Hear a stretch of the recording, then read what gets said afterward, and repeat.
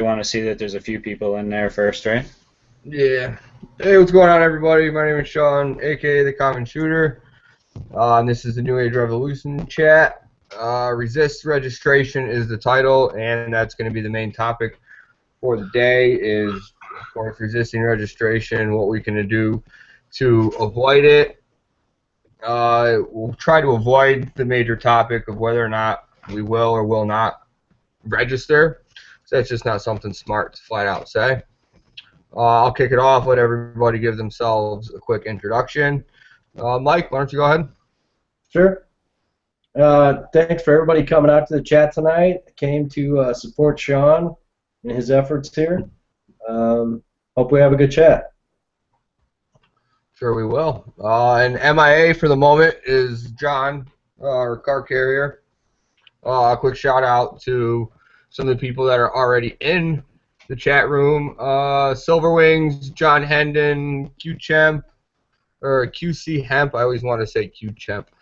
QC Hemp, Nikita Nat, Johnny Master of Arms Don, and that's everybody for now. There's quite a bit of competition out there, but I'm not worried about that. So, as I have stated, resist registration. I just put a video up about that a little bit, and how New York is fastly approaching. Well, I can't freaking talk today. Holy crap!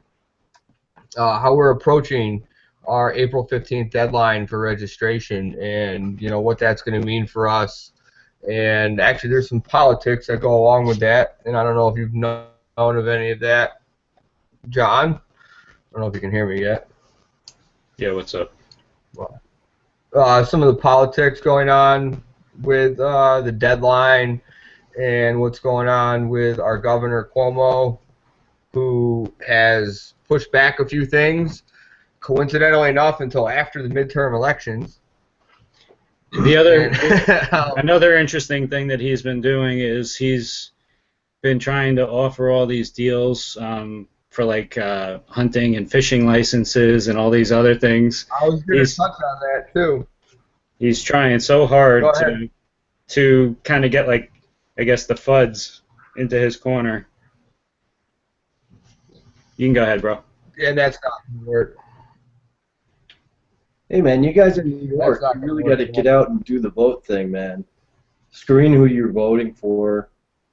Get people to go out and vote to really squash those people that vote for the same person every time, you know, to get your point across, because I would have to say the last few elections you guys have been putting somebody in office that's a complete idiot, and you know their agendas are not in compliance from what you guys want. So you know you got to start there first of all.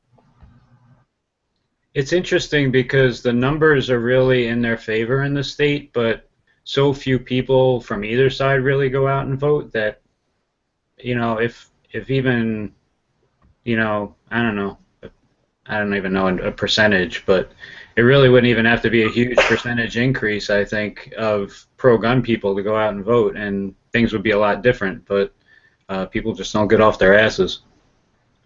Well, what do you think are some ways to change that? I think really it comes down to people being, they have to be unhappy in their own, they have to become unhappy in their own life, and their own lifestyle starts to get uncomfortable. And if people are relatively comfortable in the way they're living, they don't really care that much about stuff. It's when they start to get uncomfortable and things get tight that they really start to care. So, and I've talked many times about the bubble. You know, as Americans, we all are concerned with our immediate bubble. And do we have a job? Do we have a house? Are we okay to come home from work and sit in front of our television and just go through the routine of average life? And again, like you said, not until it impacts us directly do we care. And that's just a fact of life, you know. We need to expand that focus, you know, to our neighborhoods, to our city, to our state and really make an impact. So when I say, what do you think you, an individual, and you, Sean, both of you, I'd like you to answer this because you're really directly involved there. What do you think you can do to get people to come out of that bubble and make their voice heard? Oh, one thing I do directly is I have conversations with my neighbors. I figure out where they stand on certain issues. You know, I mean, it's difficult. I'm just not gonna flat out walk up to somebody and say, "Hey, are you a gun owner?" If somebody walked up to me like that, I'd be like, "I don't know what the hell you're talking about."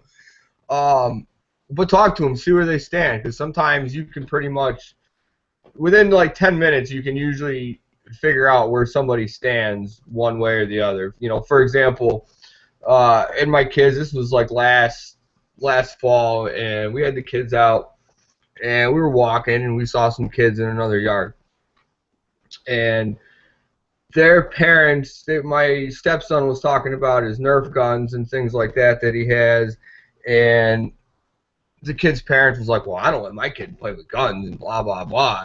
That's promoting violence and blah, blah, blah. And I'm like, all right, this person's obviously a super leftist that is so far gone it's not even worth having the conversation with. But on the flip side of that, you know, there is times when you can talk to people and encourage them to talk to others, because that's the only thing we can really do is word of mouth. As far as, you know, like upcoming possible candidates and things like that, as much as I hate to follow anything blindly, I'm listening to what my local gun shops say. Who are they supporting? Because they're knee-deep in the politics.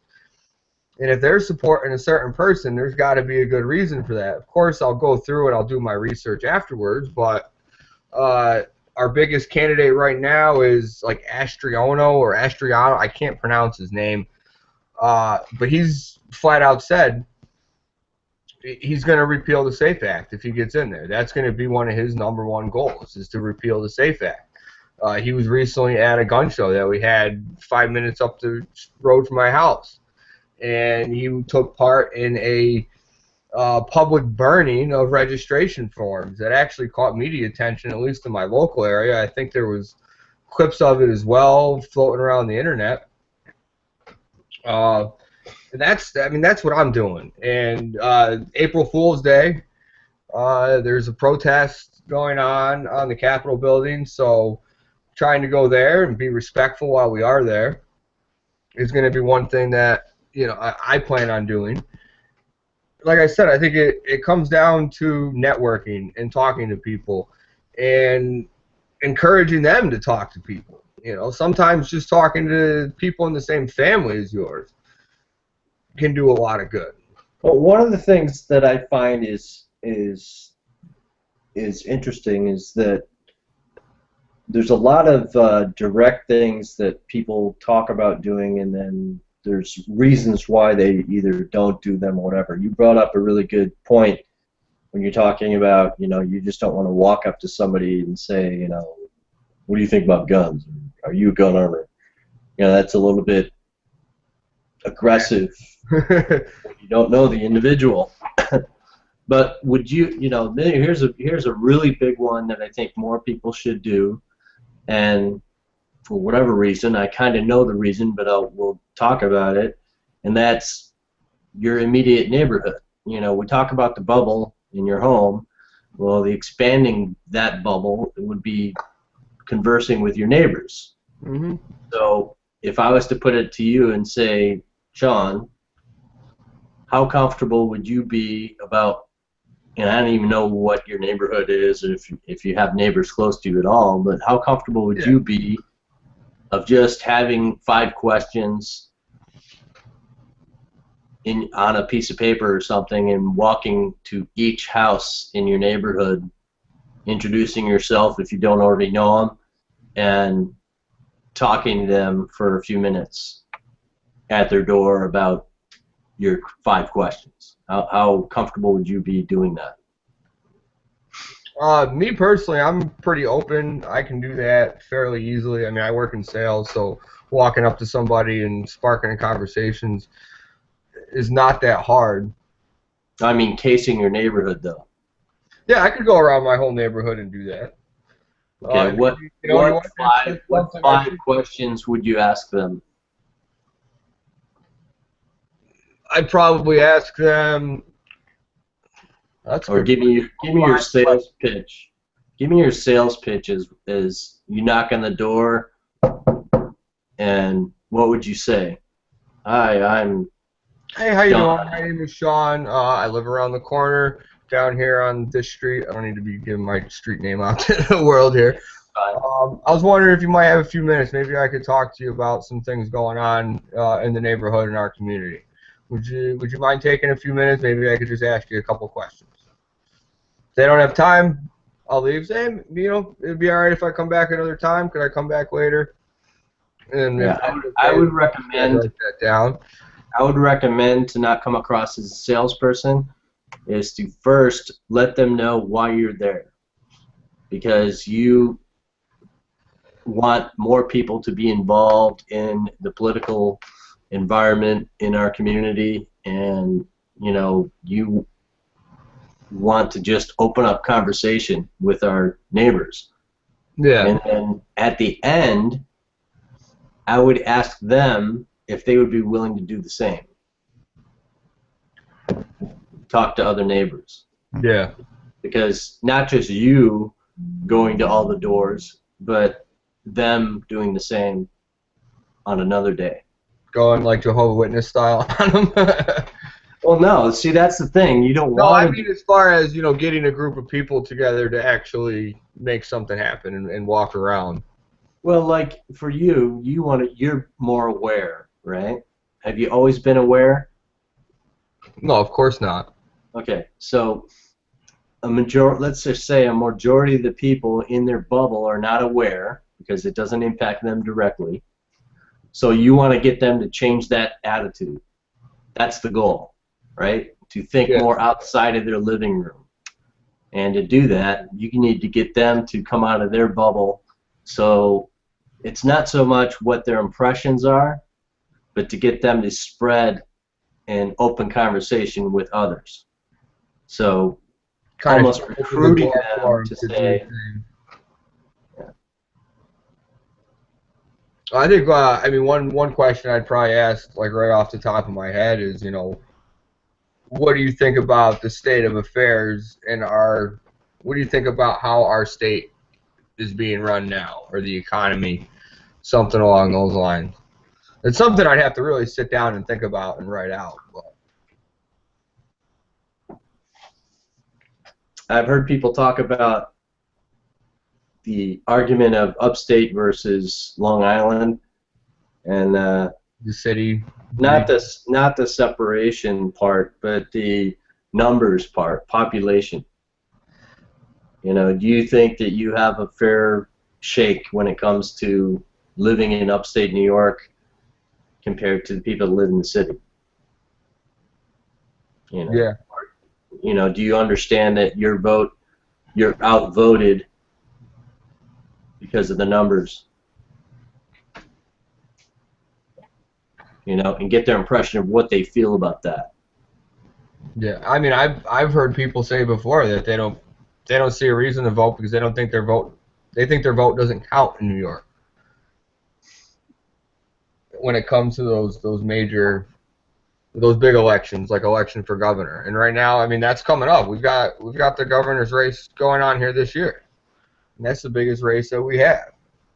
You know, this majority up here is Republican voting. Saratoga County, at least the county that I live in, is notoriously Republican. But you have an incumbent who has like a $30 million campaign fund going up against some no-name from Westchester who has like a couple $1 million campaign fund. So, yeah. Well, just by that alone, you vote for the other guy. I mean, that's one of my biggest issues with politics is you know how corporations and all that can fund these sides. I really think that there should be a limit set on what people can spend. It should be equal, and because I mean it's not fair. I mean you can't. You know what though? that in theory is great. I don't think it would reasonably work, and I don't mean any offense to that. But when you think about it, that is a kind of a good idea, because they're going to be in charge of spending a supposed set amount of money based on what they foresee, based on what the budget is that they're supposed to create. So why not give them a limit? Right, and make them choose how they money, because you're going to be in charge of spending the money that the state brings in. Mm-hmm. That's not a bad idea. I mean, it's not realistic, but how about just simply outlawing all the campaigning and have local television or whatever world television news actually dedicate 2 months prior to the election, these people come on TV and debate like once a week for every week prior to the election. That would be great. I don't even want them. So it's not a monetary thing.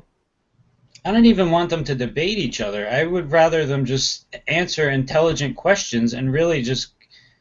I don't know. When it's a debate, it almost becomes a thing of who can outshine each other and make the other guy look bad, instead of them just straight answering the questions about where do they stand on this. And well, you've seen on TV where they have those open forum discussions where they have like a small audience of people, and the person gets up there and the audience, they're all loaded audiences always, but you get them to answer questions on TV directly to the people. But instead of having paid audience members, you get local community, and take the money out of it. The news channel that's having the broadcast, they will get ratings, so their money's covered. So they shouldn't have to pay for any of that. Just make it free for them. So whoever is in the position of running, they get their say in front of the public. It used to be they'd go on the back of a train and travel the Midwest, all the way, presidents would travel the Midwest. Roosevelt did it. Yep. That's how they did those things. And we're talking the price of a ticket. It wasn't, I'm sure there was more involved financially, but more payoffs than anything. But I don't see where what are they having? They're paying for free dinners for a bunch of rich people to buy their votes. Is that what campaigning is? That's what it's become. Well, that should be outlawed. Yeah, I think Obama was actually just in New York recently for like it was like a 15-person, 15,000 a plate, private little dinner, and who knows what the hell kind of deals are being made at those dinners. I mean, that's where these all these unqualified I can't think of the term. These guys they're appointing as the ambassadors for other countries, these unqualified ambassadors and stuff are coming from. It's all from these people that are funding the campaign, and they make them all promises. Oh, if I win, you'll be ambassador to this country that you know nothing about. Well, they also have to restock the kitty for the Democratic Party. Mm-hmm. So when he has those dinners, that's true. It's for other people he's too. not running again, so it's for the Democratic Party. Yeah. Well, you had brought up the point there, Mike, John, that Cuomo's trying to reach out to the people that he's kind of thrown under the burner, and I just recently got a thing in the mail that is offering me a discount on my lifetime hunting license, and now it can be tied into my driver's license as well. My immediate thought was, one, I'm not going to do anything if you're sending it to me in the mail. Followed by, if I sign up for a lifetime license, and it's going to go on my driver's license now with all these little symbols on it of which thing I had, that's automatically saying to anybody I hand my license to, I am a gun owner. Because I hunt. It's registration. It is. It's another form of registration. Absolutely. Yeah. Anybody that falls for it is an idiot, and they probably deserve what they get. I meant to make a video about that. Maybe I should do that tomorrow. You should have saved the paperwork. if you don't still have it already. I still have it. Yeah, you gotta flash that in video so that you can show people, hey, this is what I got.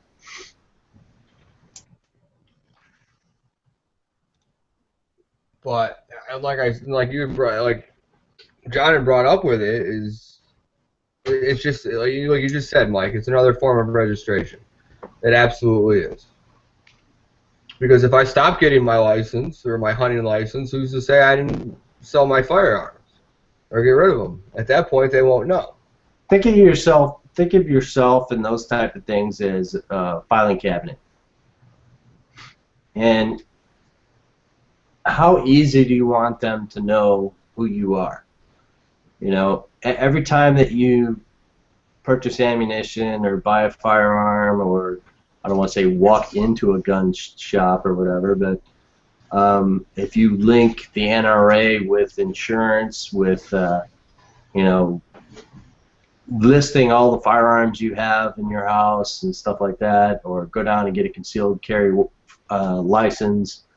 You know, all these things move you closer and closer to the front of the filing cabinet. So when it comes time for New York to say, let me see all your firearms, or you have this, this, this, and this, you want to be in the back of the filing cabinet. You don't want to be in the front of the filing cabinet.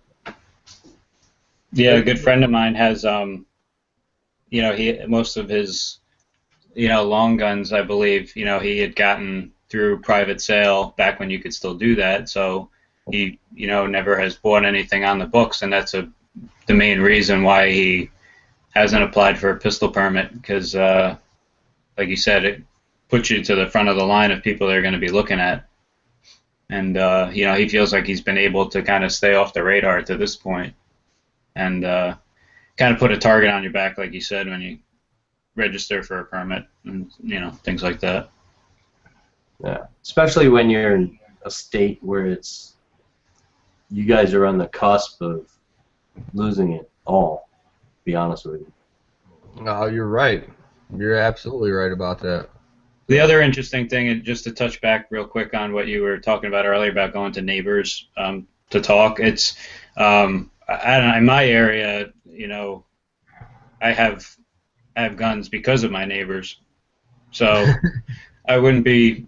Yeah, I mean, like, to be honest with you, one of the big hurdles a lot of people have in New York in getting their pistol permit is that you need to get 4 references to fill out this little form for you and send it in. And most people don't want to go to their neighbors, you know,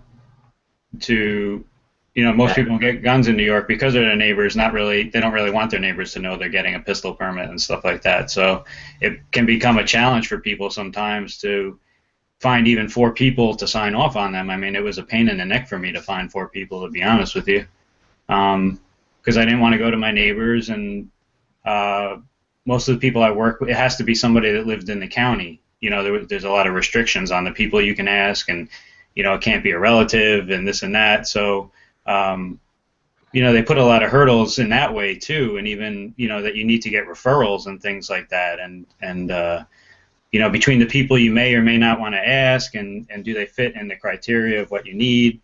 Do they know you well enough to even be a referral for you? It makes it really hard. A lot of people are discouraged even from getting their permits just based on that. Oh, I am. I 100% am. So let me ask you, John, about your neighbor's situation.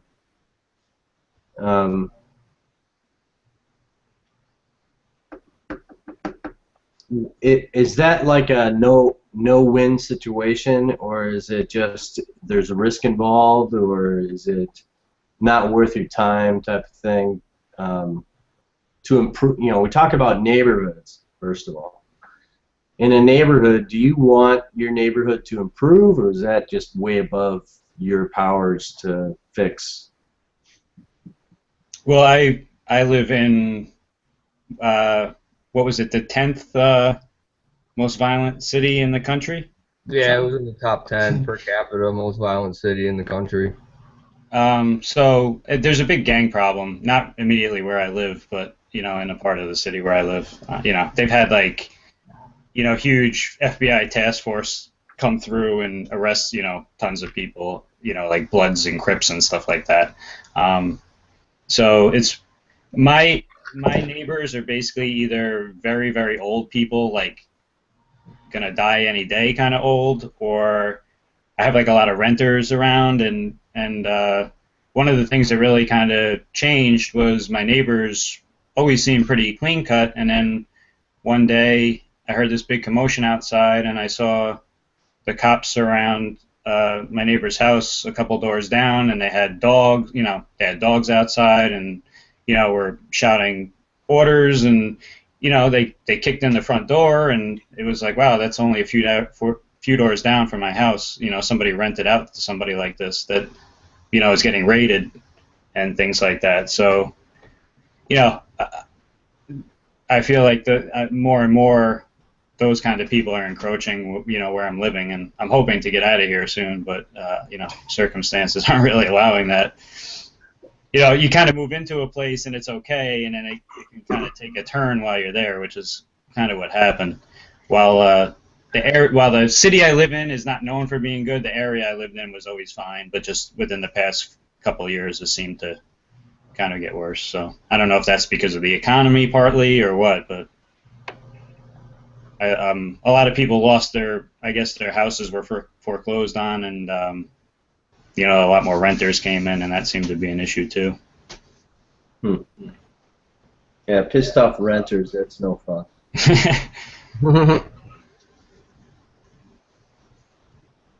So it's completely out of your hands. Well, I get what you're saying as far as like, I do think that spreading the word and trying to talk to people is important. I don't argue with that. I just, as far as like me going out in my immediate neighborhood, I don't really see that as necessarily a safe option or an option that would really net a whole lot of results either. But kind of like what Sean was saying, like at like my job or when you go and meet new people, you don't come on too strong, but you kind of just feel people out. And it's tough because politics and religion are those things that they always tell you to stay away from, with people and things like that. So you have to really, tread lightly with people because, everybody reacts differently to these topics. So, you really have a couple of options. You're either going to find people that are totally, somebody like my mother who I've given up even trying to have a conversation about anything like this about because she just lives in another dream world. So you get people like that I really believe there's no reaching, that maybe they're the type of people that even if they were a victim of a violent crime, they would still be like against guns and stuff like that. Like my mother is like that type of person. No force a reason for somebody like that to be against guns. I think most people that are like that, they've never been in that circle, and they don't need to be in that circle, so they immediately are anti. I find it very easy to spread a libertarian ideal to people rather than anything else, because the more and more I talk to people, the more and more I find that they are both pretty much fed. The people are fed up with both sides, one way or the other. Nobody that I really talk to nobody I talk to has 100% positive things to say about the left and the right, and they're usually completely oblivious to what any sort of libertarian idea is. That's kind of why I have an issue with the libertarian or the Republican or the Democrat. If you give one of those names to any of your agenda, you're going to shut down somebody. Oh yeah, but the thing is, I'll bring conversations up, and I won't classify it as, well, this is a libertarian point of view. I classify it more as, well, what do you think about this idea? Well, what about this idea? And then as the conversation ends, I'm like, yeah, those are all libertarian ideas. Oh, wow, really? That's what a libertarian is? That's what they think? I'm talking more along the lines of direct topic agenda. Like individual, if I go to you and I say, so what do you think of our governor? and then they say, oh, he's a jerk. And you say, well, why? And then they will give you a topic, and then you'll know where they stand on that topic. Yeah. So then your door is open for you to discuss anything you know about that topic. So if you share the same view as them, immediately you have an ally. Yeah. And you haven't exposed yourself to any of your other issues. You just comment on that one topic, but you get them to give you the topic. Or sometimes you can wait until like something comes up in the news, and it gives you an opportunity to kind of just like, oh, did you see see what happened there, and then kind of give them an opportunity to respond and see how they reacted to the same story and if they were upset by it or not, or I know I'm being kind of vague here, but every time I go out to my mailbox, I always get caught in a conversation with somebody. Somebody either walking by, my neighbor going out to get something from his mailbox or whatever, but you wind up getting into that passing conversation that's 20 feet away and turns into 15 feet away and turns into 10 feet away until you're standing side by side or whatever talking for 15 minutes when we were like, I just came out to get my mail, man. But you wind up talking about topics that it's not like you went over to their door, knocked on the door, and started up some political discussion. So yeah, in my neighborhood, it's kind of like people kind of keep their head down and their eyes straight. And, I mean, people go out to their cars and you're 10 feet from them and they don't even look at you. It's kind of weird. I mean, nobody's bringing each other pies when they move into the neighborhood or anything like that. It sounds like you live in a nice area, but it's a lot different from where I am. Unfortunately, I do. I'm okay with that. I'm not going to complain about it. But last Saturday, what I did intentionally, and I probably, for you YouTube buddies, I probably should have done a video, but I didn't, specifically because I didn't want to scare people away. Why are you videotaping this, I made a big old crock pot of chili and went to the store and got myself some paper bowls, like I think there were 150 of them or whatever. And I set up a table at the end of my driveway and a long extension cord, and I sat out there for 4 hours dishing out bowls of chili to people. And I, of course, got rid of all the chili, and I counted 73 bowls of chili I handed out. But when they came up and they say, well, what are you doing? And they all asked, how much for a bowl of chili? And I was like, no, I'm just doing it because, I just want to, introduce myself. And you'd be surprised. There were times I had 15 people standing in my driveway. Oh, you say free, they come running. Well, Free food. I acknowledged the free part, but people would just be out walking and then stop. I don't know if they thought I was doing a garage sale or whatever, but it's just one single table and an extension cord and a crock pot. So, if you want to get to know your neighbors, I think you got to do whatever you can to do that. And if you got to give free chili to your neighbors that you're afraid of, maybe that's something to do. Or maybe it's not chili, maybe it's Popeyes. I didn't say I was afraid. I didn't say I was afraid. I just said I. You know what I mean? I would be. To be honest with you, I don't even know what these people look like. They don't come out during the day. I'm not. I don't know. I don't know really anything about them. These people are like totally like the house is like totally inactive during the day. There's like a lot of activity at night. I'm telling you, it's probably either like a whorehouse or drug. Where they're selling drugs out of it or something. Something's going on over there. Huh. They don't come to your house with dogs and kicking your door. Yeah, quick shout out to the chat room. Snowblind's still in here. Tommy Two Gun, Whiskey 5A. What's going on, guys? CWW is definitely making their presence known in here. Silverwings is still in here. Pippi Glockencake, James Knowles. And that looks like everybody. So thank you all for tuning in. Certainly appreciate it. And my phone keeps going off. Sorry about that.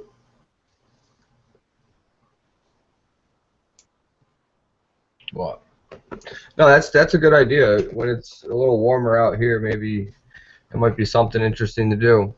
The kids playing in the front yard and just put something out there, free bowl of chili, because that's 73 opportunities that you had to talk to somebody without even having to go door to door. The main goal is to let them know who you are and not to be afraid of you. Honestly, man. Now you've got all those people that'll see you in your car or whatever and wave to you as you're going by. Oh, that's the guy that gave me chili. Well, it also, when you go to their door and knock, they're not going to freak out. It's pretty easy for people to freak out if I'm walking up on their door. I don't have the most inviting face. Well, I don't know what you can, no comment. But I do know about half of my neighbors that if I walked up on their yard with a six-pack, the door would be open before I got there. No, they're the same mind as you? Yeah. I mean, most of my community, my area, is pretty like-minded as far as like my street and the next couple of streets over to my right. But it'd be the streets to my left that I don't really know anybody. We take walks through the neighborhood and we'll talk with people on occasion, but that's about it. As long as their voice is being heard, those are the last people you have to talk to. Yeah. If you have if you go out and you're focusing on them and not the others, you're not really doing too much. So that kind of goes for anything. If you had, for example, a town meeting and said, all gun owners, town meeting, who's going to show up? People with guns, right? Yeah. So you don't really have to convince them of anything. You may have to convince them to go out and vote, but you're not going to convince them to do. Go ahead. Well, I'd seen a study that had been done at one point. I don't remember what the specific number was of gun owners in New York, but basically said if every gun owner in New York came out and voted, Cuomo would be out of office like that. That's what I'm saying. Not that many people on the other side get out and vote, but not that many people on our side do either. You know what I mean? Like I said, the last election, it was only local stuff, so nobody gave a shit. That's when they should be the most concerned.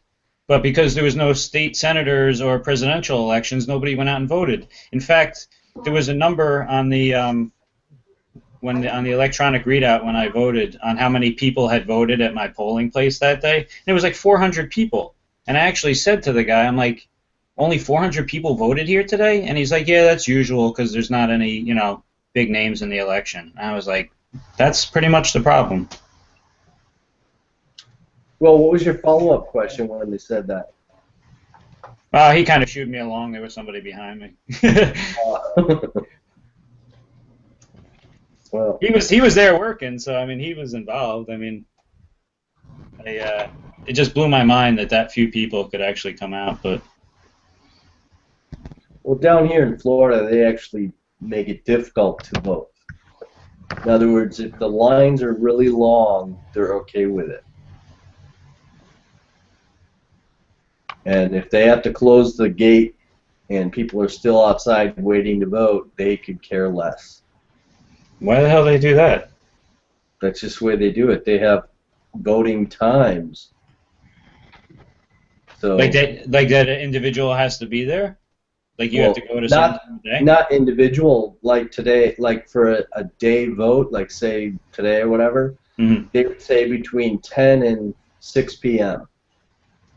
Yeah, I mean, everybody has a cutoff, right? Yeah, and 400,000 people show up to that one voting center, and half of them get through. They don't try and dictate where you go, like you can go anywhere? No, you have to go to your district. But they flood it with so many people, or it's not Yep. staffed enough, and you just can't get all the people through. Right. That's terrible. That's terrible. So for the 2012 election, there were a lot of people turned away.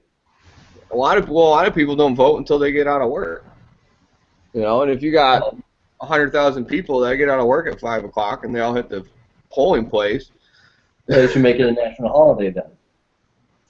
I'm surprised more people don't do like write-in ballots or something because of that. Like that's what to be honest with you, if I ever had to really go and wait any significant amount of time, I probably would never go back again in person. I would just do a write-in or something. Pretty much. It takes a little effort to do that though, and people aren't willing to put in the extra effort. Yeah. yeah, or they don't think. I mean, I don't know how many people I've had encounters with throughout the years, or it'd be election day, and I'm like, oh, I'm going to vote, and people are like, oh, it's election day? I better go vote, and I'm like, no, you're the last person I want to vote, because you don't even know it's election day. Tell them who to vote for. Yeah. I do that too. I'm like, oh, we'll vote for this person. Oh, okay. Yeah. What do you stand for? It doesn't matter. They all stand But for you Christ. voted twice. That's fine. Yeah. Did you guys happen to catch the two stories out of California today about a couple of state senators? They had one, his last name is Lee. He's a senator, state senator, somewhere up in the San Francisco area. Got arrested with like, I don't know, 10 or 15 other people involving like organized crime and guns or something like that. And he supposedly is a very big anti-gun senator in the state. So it was interesting that he got arrested for a gun crime. And then, what was the other story?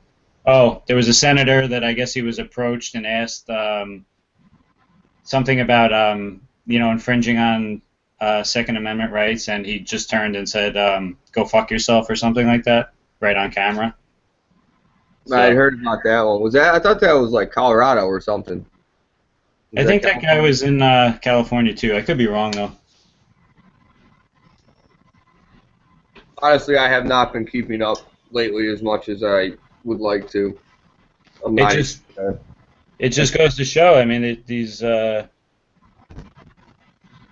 do not care what anybody thinks. They have, that's what sort of makes the whole voting thing seem a little pointless sometimes. Not pointless, but I can't think of the right word, but it's almost like you're pissing in the wind because half the time these guys will just say anything to get in, and then they have their own agenda, or they don't follow through on what they're going to say anyway. So I don't know. It's very frustrating. Or they don't have the ability to follow through. They have lots of great ideas, but for whatever, either they don't have the support legislatively to get things done or whatever. But everybody promises change, but you don't see a lot of change. I do agree that there is some counterproductivity to voting because you're voting for an individual based on what?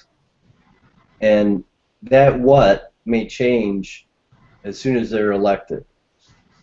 And then what happens after that? You've already given them the keys to the castle, so what are they going to do with it? And you're putting faith that they will do the right thing. And there's no way around that. There's got to be a moral barometer to these people that run for office. And we would all hope that there would be, but time and time again we get fooled that these people don't. It's because we allow them to have their fancy fundraising dinners and because they have that door open for them to be corrupt. Until we start holding these people accountable and say politics is not a money-making venture. Until we do that as a public, these guys are just waiting to collect the paycheck. That's all they're doing is collecting paychecks and making lifelong careers out of it. Well, it's not even necessarily I said paychecks, but I meant to say like under-the-table envelopes of money. I got you. And how do you force these guys to follow the laws that they implement for us but exclude themselves from? I mean, they don't have any incentive to do it. Well, the So, first thing that you do is you take away the law that states, and I don't know what it is specifically, but I know there is one. And it's the law that says they are exempt from certain laws because they hold a public office. but they have to pass the law to take away that law. You know what I mean? Like those Well, people aren't going to do things to shoot themselves in the foot. So how do you take away something from them when they have all the power to implement it or not? yeah, you take it out of their power though, and you make it, you take it to your state. You know, for like a federal law, you go to the Supreme Court, and the Supreme Court can find that a law is unjust because it's counterproductive to the legal system. For example, if judges were found that they could break any law, and because they're a judge, they don't have to follow any laws. If politicians, because they vote laws into the laws, they don't have to follow any laws. If somebody really looked at that and said, that doesn't make any sense whatsoever, these guys should be held higher than the average bear. So we need to get rid of that law. And I'm no legal genius or anything, so I don't know exactly how that happens, but that's what has to happen. I agree with you. I'm not talking about the corrupt senator or governor to say, yeah, I'm a corrupt governor, so I need to eliminate how I'm corrupt. You know, that's never going to happen.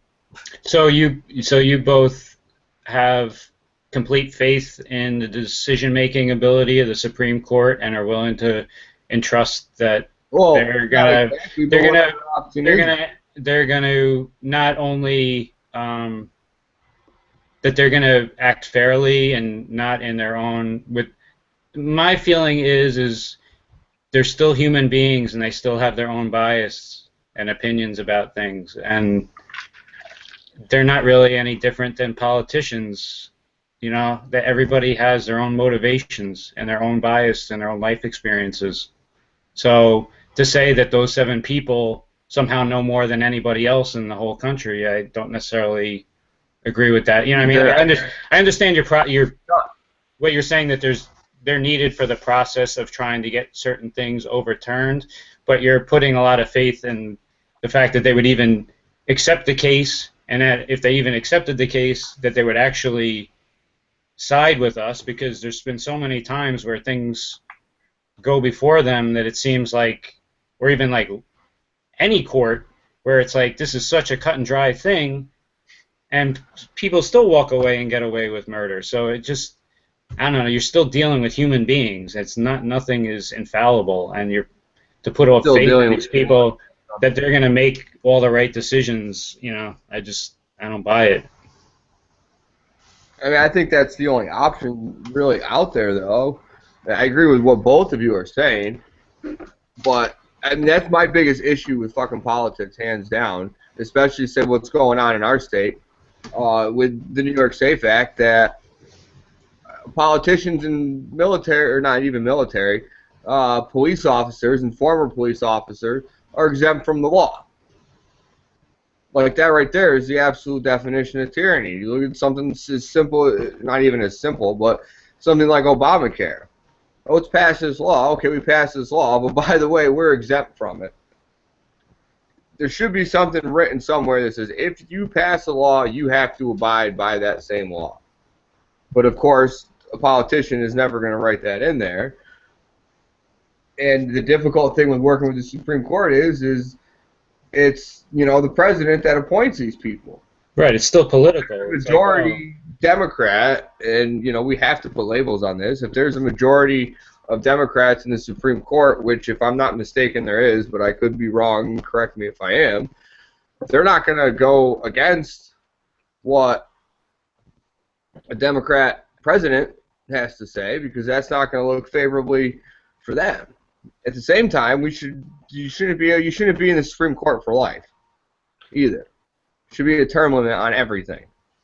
And being in the Supreme Court for life is not okay. I shouldn't have somebody that's 80 some odd years old that's living in the Stone Age still telling the rest of the country that's, you know, 50 or under in age how to live and how they should run their lives. Look Here's at the a- way the world was 60 years ago. It Can was somebody, completely different.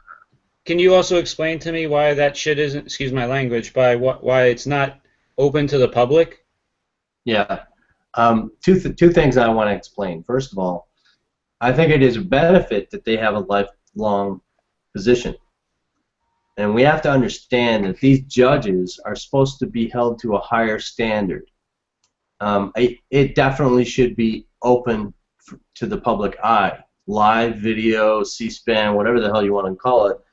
We should be able to see every time they go into session and have open court. Not just you're able to go and look, but you should hear what they discuss, what their pros and cons are, and every topic they talk about. It shouldn't be closed door or anything.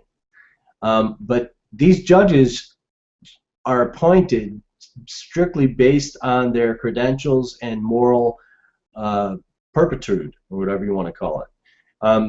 They are supposed to be held to a higher standard, not based on, well, back when I was a boy, we were never back talk. So, you know, they're not allowed. I know they do because nobody holds them accountable right now, but they should be held to a higher standard. For when it comes to like the Constitution, for example, there's nobody around that was there when that was written. So when interpreting the Constitution, they have to go to the letter of the law, and they're supposed to not divert from that. They can't say public opinion says. They have to say what the Constitution is in writing. They can't interpret it differently. So they have a place. Now, if you compare them to our elected officials that are in the pockets of the rich, are being bought back and forth for decisions that they make when they get elected, and then they have to, if they want to stay in office, run again, get more money, get more backers, new decisions are all bought and paid for. You know, let's not think like we're in a box and say that these guys aren't bought for how they decide things, because they are. And yet they do it every 4 years, every 2 years, again and again and again. You know, you look at senators that have been senators for 30 years, you know, there's some guys on there that I need to retire. They need to get out of that chair and let somebody new in, because their way is wrong. You know, so those are the kind of things that we need to be pushing for. I hear what you're saying. I still, in all, you know, in all due respect, I don't completely agree with it. Which part? Well, I don't think that they should be in for life. I really don't. I also don't think that. How do they get appointed? I don't think that the Supreme Court should be appointed by the president. I think they should be voted upon by the people as well. Maybe that's not necessarily a great idea, because look who we have in office right now, or the people that we have in office throughout the country. But still. So you want to turn the Supreme Court into the people, you want to turn the Supreme Court into a popularity contest? Well, no. You put it that way, makes it sound a little different. Because that's what our elected officials are. And I will say this, that the one advantage to having the lack of term limits that they have in the Supreme Court is that historically every 8 years we have a very mild press of the reset button as far as who the president is. So if somebody does retire, then we have another president who gets to pick based on their moral code. That's how they pick the people. And so I will say that, you know, to that point, there is some advantage to it. I will agree with you on there. You know, because I'm sure, I don't know if there's still anybody in there from, I'm sure there's still people in there from the first Bush presidency. Okay. And probably farther back than that. Not that I'm saying Bush was a great president, or Clinton, or any of them for the last 20 years, for that matter. Oh, it was Reagan.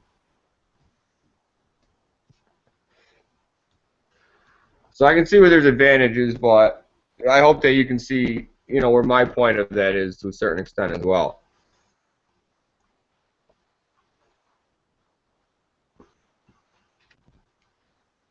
Everybody's on mute.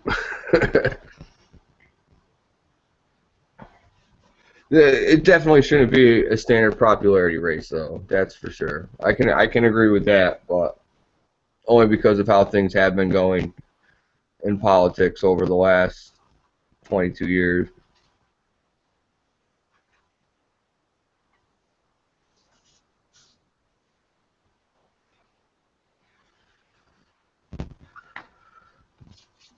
And I've brought up term limits, I don't even know how many times, where once somebody holds office for X amount of years, whether they get voted for or not, I don't think they should be in office anymore. But have term limits on the presidency.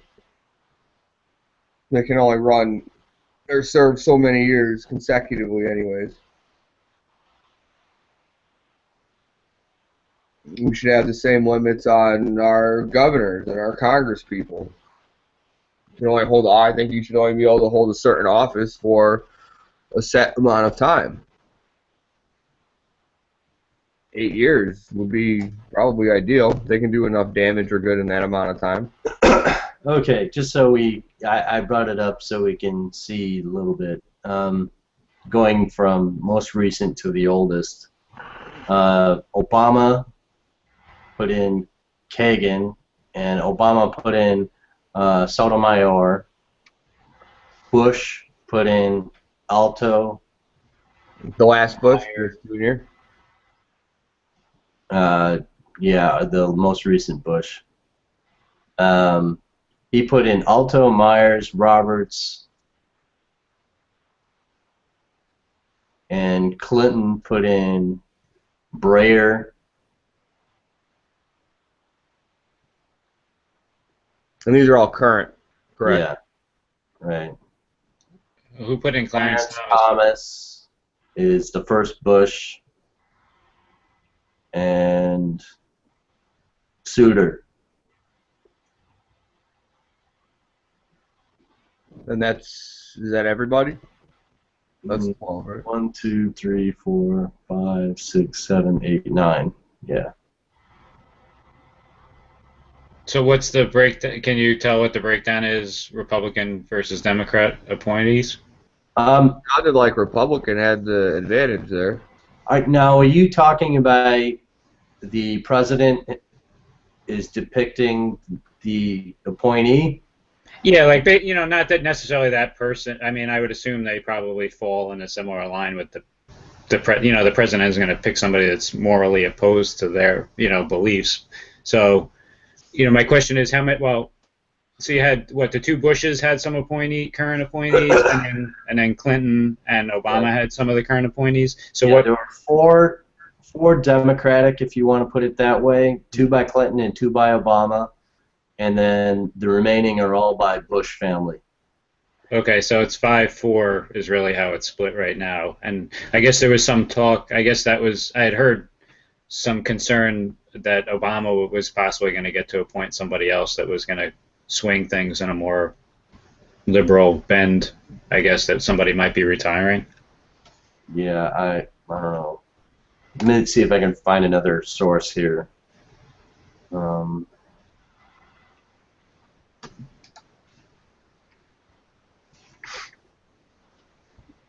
2, 3, 4, 5, 6, 7, 8, 9. So there's 9 people. I have a feeling that Ruth Bader Ginsburg, she looks to be like 110 years old.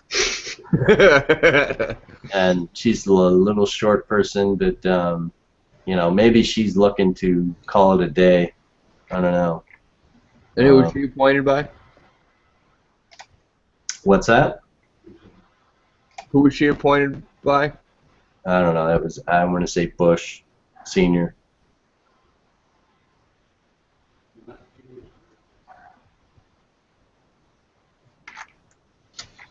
Let me see here.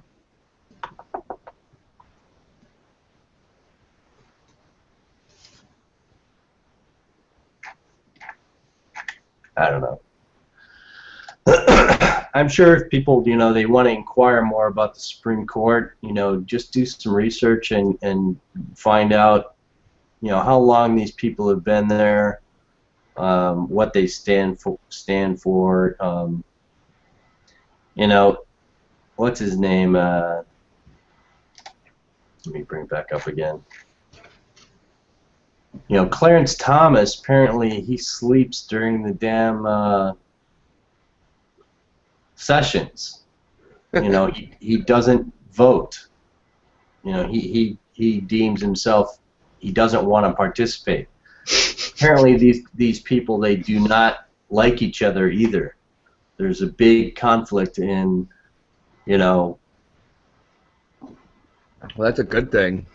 I don't know if that is. That speaks to my point, though, that it's sort of They should be respectful. They should be respectful of one another and Well, I'm sure they're respectful. open forum. Each other.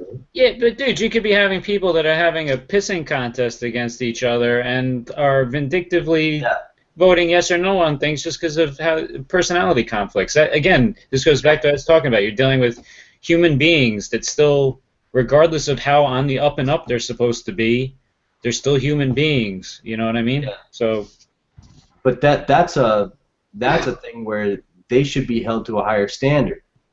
And because it's behind closed doors, is that nobody is holding them accountable. And they're supposed to be, the highest standard of law in this nation. And yet they're at each other's necks, per se. how do we keep these people in check, though? I don't know. There's supposed to be this whole checks and balances system, and we get them to be in public. right, that would be nice. We could actually see it on C-SPAN or something like that. Yeah, I want to hear their point of view, and I want to have somebody say, "Excuse me, sir," when you walk out of the procession or whatever. I want the press all over their ass asking them, why didn't you say a word during this important discussion? Why were you sleeping?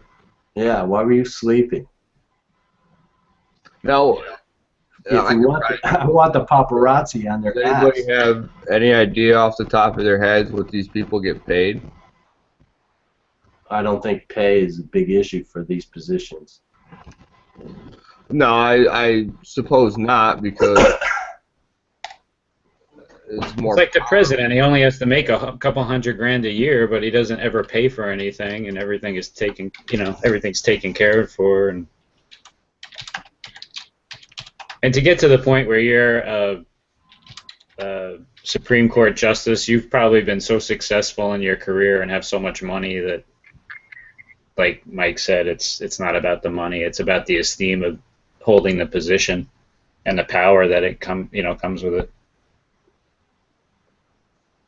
Yeah, these guys are way above the law, so I don't think they're probably wealthy beyond means. And remember, these people were lawyers, highly successful lawyers, before they even entered this position. So.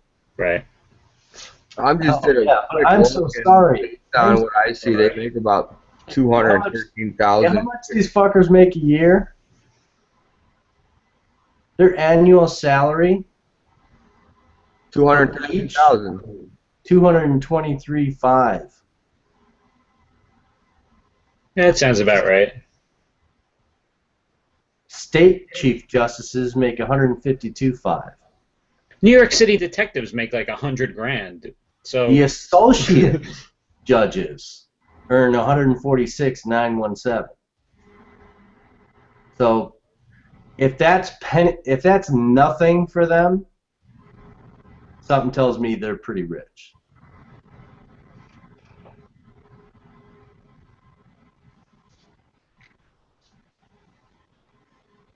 Jughead said in the chat that Eric Holder is going to be the choice if Thomas vacates his seat. Is he saying that Thomas is the one that's looking to step down? Yeah, he said Thomas is the one that's flirting with retirement, and that Holder would be Obama's first choice. I have a feeling that that would be a hard appointee to get through, though. They usually fight him really hard on the people they pick, right? Who fights him? The Republicans or whatever that, or the other, whatever the opposition is, whatever. I didn't think they had a. They have say. to approve it. Yeah, I think like he nominates somebody and then it has to be approved. Yeah, but they have to disqualify the individual. They can't just say I don't like him. Yeah, but they dig up something on. I don't know if you remember, like Clarence Thomas. There was a whole big thing with him, right? Can. Yeah. Yeah. So I mean, everybody's got dirt in their background, and they're gonna dig up something on you if they really, really, really don't want you in. Hell, they'll probably make up something if they don't want you. It wouldn't be that hard to find some dirt on Eric Holder. There's enough out there in the media already.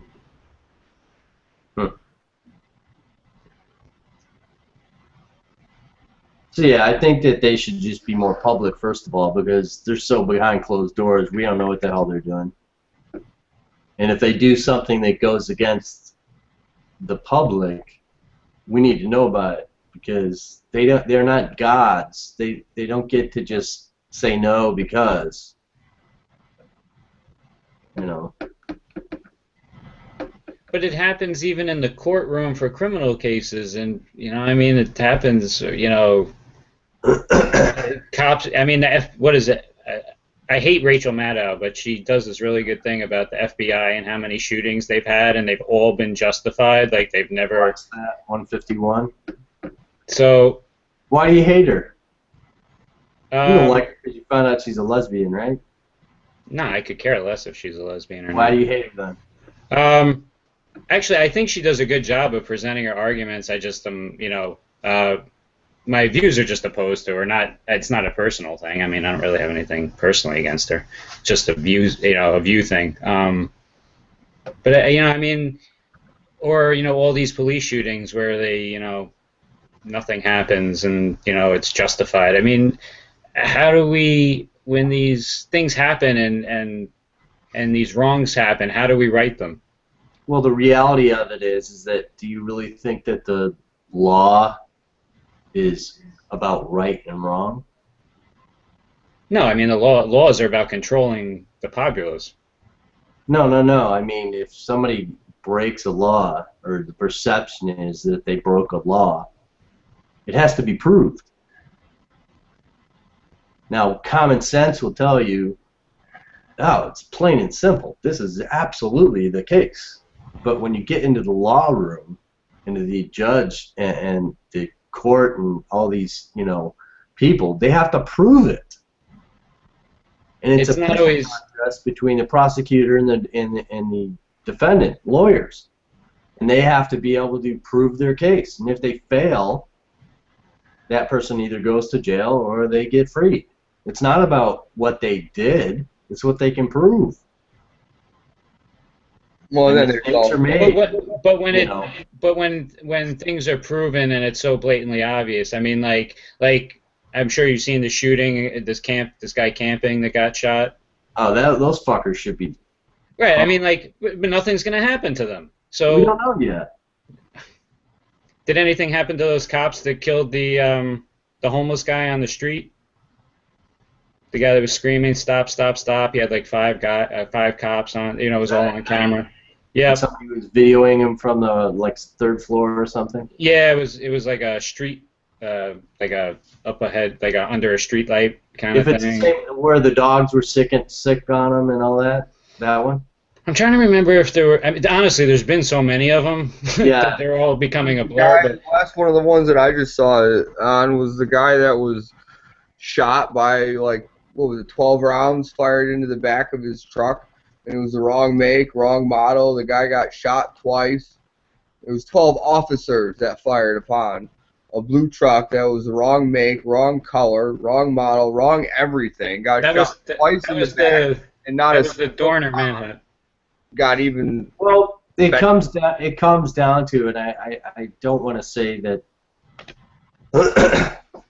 you know, I posted on my Google Plus channel an article. I'm not even going to get too deep into it, but basically what I want to comment at what it was is that somebody made a comment to the post, not on my channel, but on the post. Obviously, the individual was either a police officer or he was a family member of a police officer, because his big thing was about the guy camping in the desert with the 2 knives in his hand, and they just shot him and then beanbagged him and then, you know, whatever. Totally out of order, murdered this guy.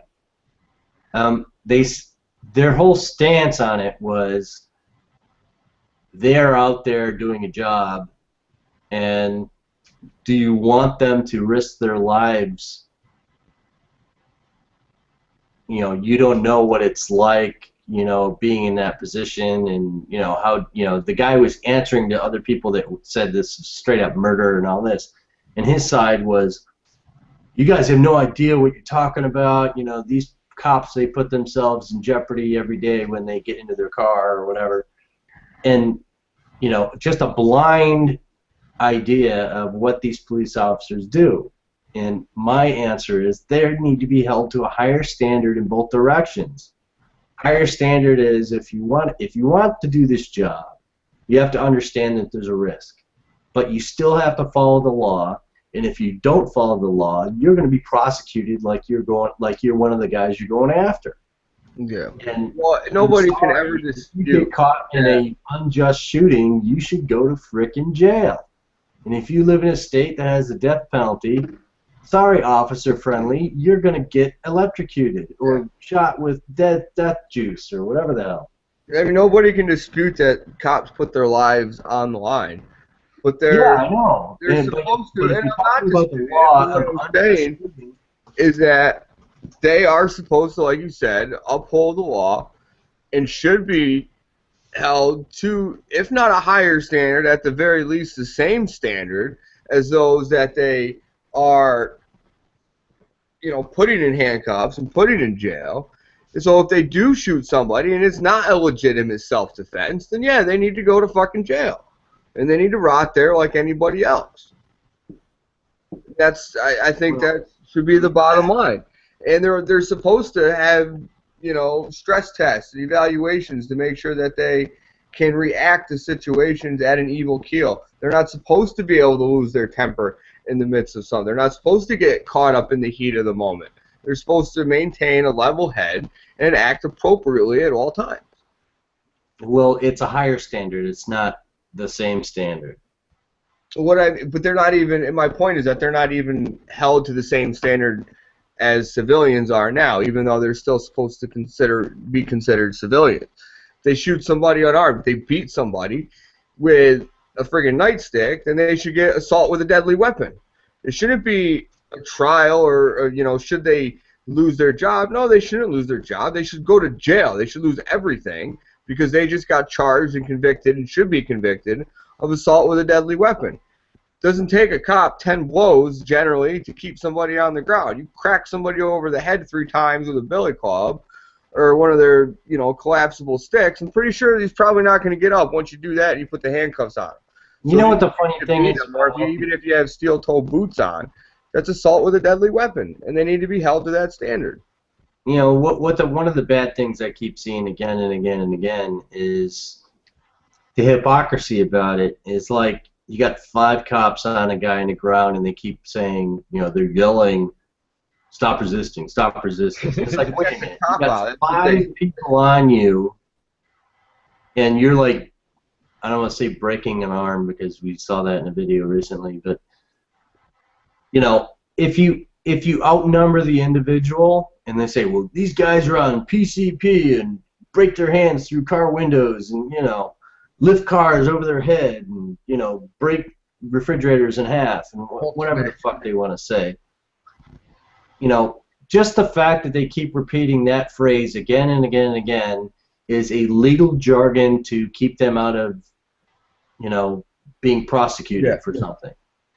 Yeah, and they'll sit there and you see it all the time. Stop resisting, when there's 2 guys kneeling on somebody's back with his hands pinned underneath the weight of himself and 2 or 3 other cops, and they're trying to pull his arms out. Obviously they can't because there's all that weight on them, so they just keep beating them. Stop resisting. Just give me your hands. The guy can't even move. Yeah. Jughead and Hick helped me with that other story I was talking about. Jughead was right. The guy was a homeless guy on the street, and his name was Kelly Thomas. Ranting Hick, if that helps your memory. And the guy was basically crying out for his dad while they were beating him and stuff. If that jogs your memory at all, he was like probably like a 30-something-year-old homeless guy. So anyway, that was the guy I was talking about earlier. But another guy that also died recently, talking about like having 5 cops on top of you, there was the incident where the mother and daughter were having an argument at the movie theater, and the police came, and for whatever reason, they immediately approached the father, who wasn't even involved, and he wound up, there was like 5 guys on top of him, and they wound up suffocating him, and he died there. And that was just within a couple weeks ago too. So yeah, honestly, it's like a daily thing. You hear stories at this point. It's well, what's funny is that we're seeing video now, yeah. And it's like, how more in your face does this have to be before we start to understand? I have respect. I'll say it out loud from experience. And now we're talking about my personal military experience. I have respect for Marines, but I think they're assholes. But they're trained to be assholes, okay? So I understand why they are the way they are, but I personally don't like them. I like the job they do. I like that they are Marines. I like what they have to do because it's so fucked up dangerous. They have to be a certain way. But they are personally, I did not get along with them. Now, personality conflicts aside, that's just my stance on it. Now, when it comes to police officers, growing up as a kid, police officers were protect and serve. They were officer friendly, they just didn't give you ice cream. Okay? That changed. And now I don't even like having a cop behind me when I'm driving. All you have to do is go watch reruns of Cops. It's been on the air for a long time. And go watch the early episodes. There were people who looked like my mother that were cops. It was like this middle-aged little scrawny lady with like her pants up to her armpits. It's just like now, everybody's, in jackboots and they're getting, leftover, vehicles from the war and stuff. It's just the extreme of in the past 20 years of where it has gone. You see the way. Again, I mean, obviously it was edited for TV, and it's probably partly the way they spun it. But they were definitely protecting and serving 20 years ago. Now they're, basically. Well, I think you have to go back into the 70s to really see. Well, again, I lived in Syracuse, New York, in an upper middle class neighborhood where we had yards and our doors were never locked and stuff like that. Police used to drive by our houses at 25 miles an hour and wave to us. It was a different environment. Now you compare that same day that police officer drove by my house and waved to me when I was a 6-year-old kid, and you take the cops in New York City, in Brooklyn, or in the Bronx, or whatever major city that you want, in Miami, you're going to see a different type of cop. Guaranteed. So I think that mentality is taken over everywhere. I was trying to look up something, and maybe somebody in the chat window or the chat room can help. I saw something posted on some forum recently that a state had actually changed their laws to allow people to videotape police without the consent of the officer. I don't know which state it was. I'm trying to find it, but I can't. Maybe Talking about New Mexico. Is it? There was a video of a guy yesterday or a couple days ago that was, or I don't even know, doesn't matter what time. The guy was, the kid, I want to say early 20s, maybe in his late teens. He was trying to break in, broad daylight, trying to break into like a storage unit, and this is when the video starts. The cop pulls up, gets out of his car, and this kid starts to run. The cop pulls out his gun and starts running towards him, saying, "Stop, stop, stop." And the kid takes his gun that he had on him and threw it over this storage unit into this like foyer area, okay, the entrance to this business, and then starts running, where the cop proceeds to unload 6 shots into him. And then for the next 10 minutes or so, he's standing on the other side of the street with his gun pointed at him as this kid's on his knees with his head down into the pavement and crying out for help. Then 2 other cops come up, and they're keeping their distance and slowly going up to help him. And the cop's like asking for help on his radio, and he's saying, "I shot this kid, I shot this kid." And, you know, the cop says, I believe he says in the video, he had a gun and threw it over there. And then his camera that he has on him, he walks over to where the gun is, where the guy threw the gun, which was like 10 seconds before the cop unloaded on him. Yeah, you can plainly see, I've seen the video, you can see it fly up in the air and over, I think it was like a truck or something like that. Yeah, so you know the video I'm talking about. So it's like, do you really have to shoot? You know, to me, that's unjust shooting. You don't just unload into somebody running away because you're too fat to chase his ass down. You know, get on the radio and call for another cop to cut him off at the pass type of thing, like you see in Cops, for example. You know. Not to mention, half the time they know who the person is that they're chasing down already, and it's like, you know what? You could just let it go and go get them later. I mean, and half the time it's over bullshit stuff. It's not like the person just murdered somebody and they're chasing them across town. They get in all these high-speed chases, putting everybody else at risk around them when they know who the person is half the time, and they could pick them up at a later date. Well, let me ask you another. Here's a side one, but to me it bothers me. How do you feel about the fire engines at your fire department shutting down traffic to cross over through red lights so that they can go to get lunch? Wait, well, what? Well, I have a fire station not too far away from me, and around noon every day they do what's called a drill. I asked the guys at the store where I saw them. I said, "Yeah, daily we have to go on a drill." So it's a drill. We usually do it around lunchtime. It just kind of coincides with us getting something to eat and testing out the truck. So they turn all the lights red so that they can buzz through everything and whip through traffic and all this stuff, high speed, like they're going to a fire drill, and they're just going to lunch. That's got to be a localized thing. No, it's not, man. I'm telling you, it happens everywhere. I've never seen that. I mean, at noon every day the fire whistle goes off. I will say that. Noon and 6 o'clock. Well, yeah, but it's the same way how, like, you know, a cop thinks that he can drive any way he wants, even when he's off duty, because all he has to do is show his badge when he gets pulled over, and he's going to drive away. You know, that's why I don't know.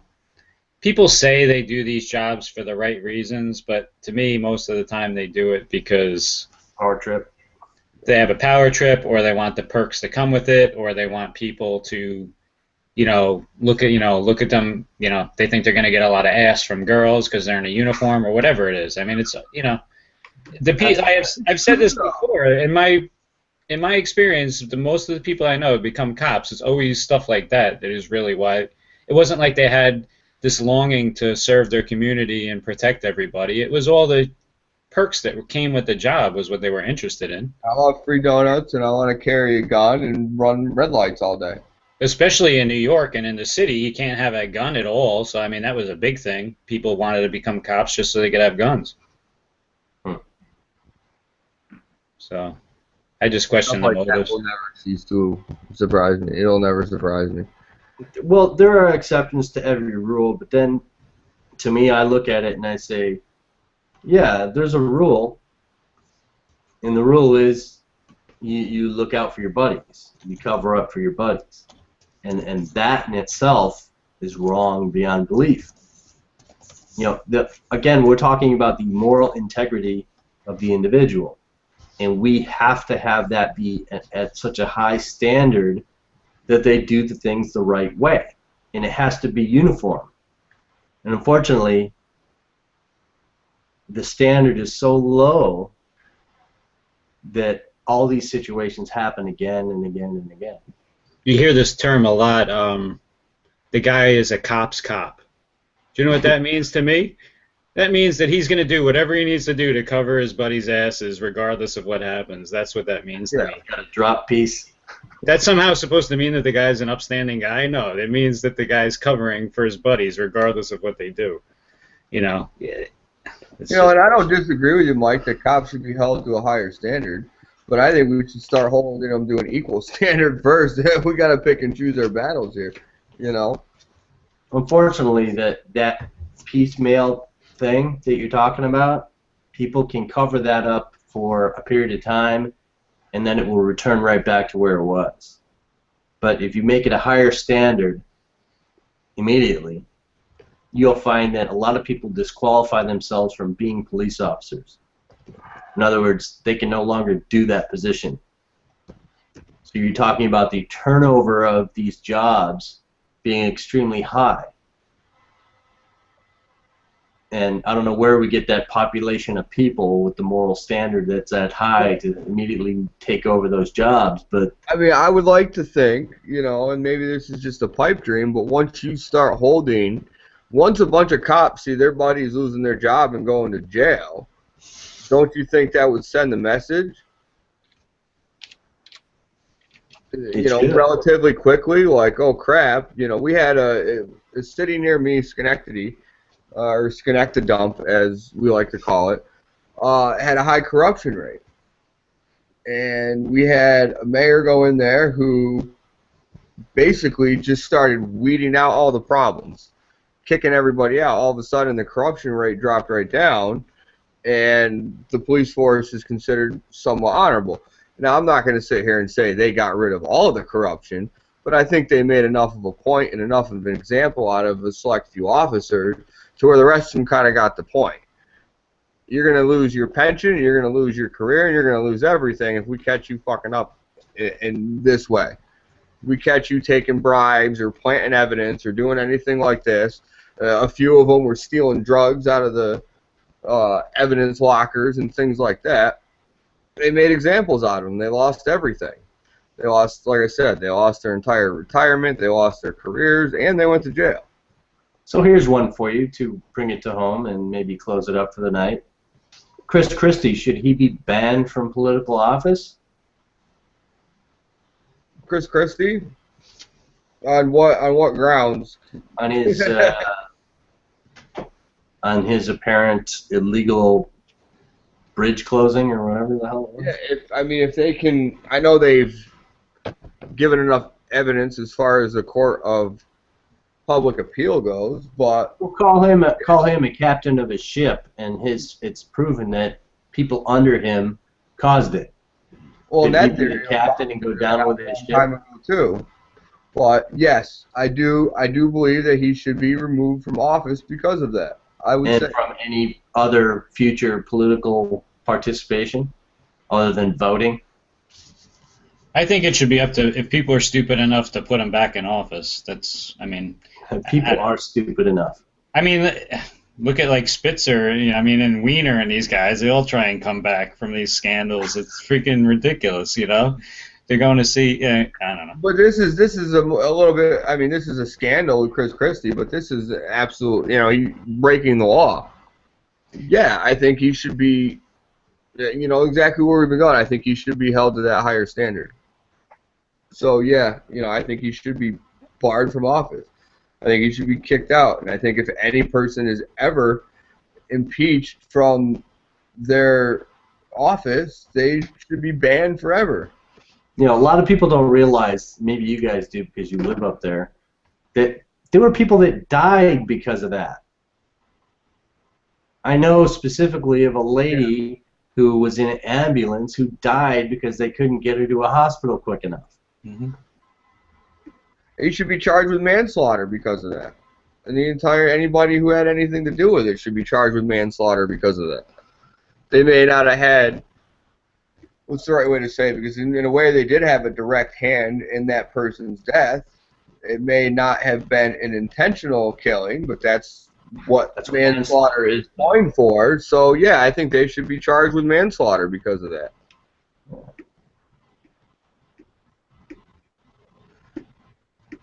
I think his laptop just died.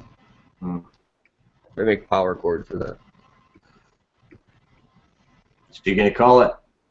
Yeah, I'm gonna call it.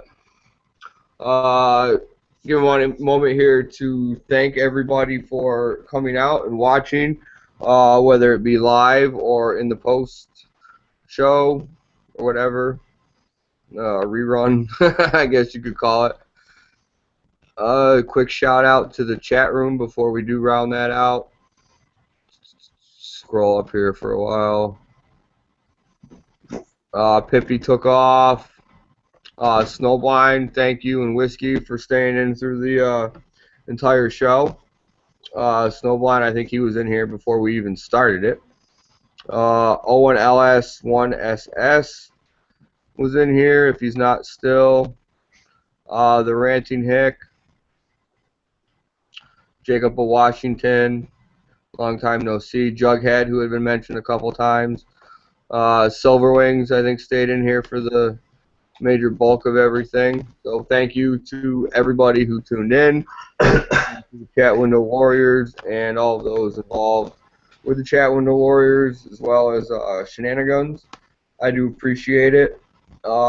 Check out my channel. I got a new video out that I posted today, and I'm going to continue to do this regardless of what happens in the future. But hopefully we can continue this with absolutely no problem. And thank you, Mike and John, for joining in. Appreciate it.